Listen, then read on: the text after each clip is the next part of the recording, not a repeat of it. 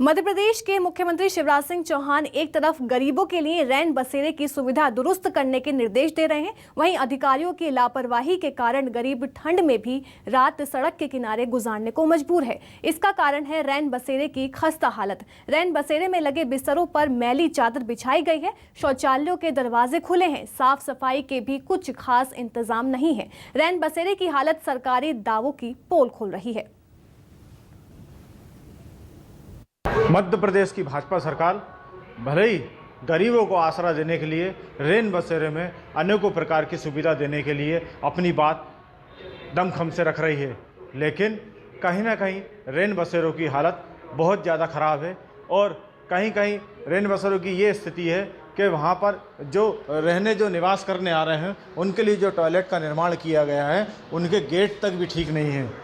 Gate पूरी तरह से टूटे हुए हैं और क्षतिग्रस्त अवस्था में पहुंच गए हैं, लेकिन जो जिम्मेदार जो विभाग है वो कहीं ना कहीं रैन बसेरों के शौचालयों के मेंटेनेंस पर कोई ध्यान नहीं दे रहा है।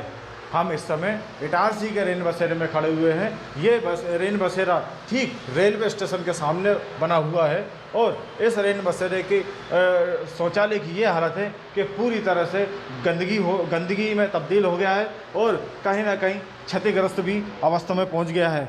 वहीं रैन बसेरे में जो रहने जो आ रहे हैं उनके लिए जो बिस्तर लगाए गए हैं वो बिस्तर भी इस स्थिति में है कि उनकी चादर की भी साफ़ सफाई नहीं हुई है और इस रैन बसेरे में पूरी तरह से ये रैन बसेरा खाली पड़ा हुआ है और जबकि रैन बसेरे के बाहर जो लोग रह रहे हैं वो ठंड का सामना कर रहे हैं। अब देखना ये होगा कि कब तक स्थानीय प्रशासन रैन बसेरे में जो अनियमितताएँ चल रही हैं और जो निवास करने जो आ रहे हैं उनके लिए जो शौचालय बने हुए हैं उनका मरम्मत कार्य कब तक कराता है। न्यूज़ 24 के लिए इंद्रपाल सिंह, इटारसी।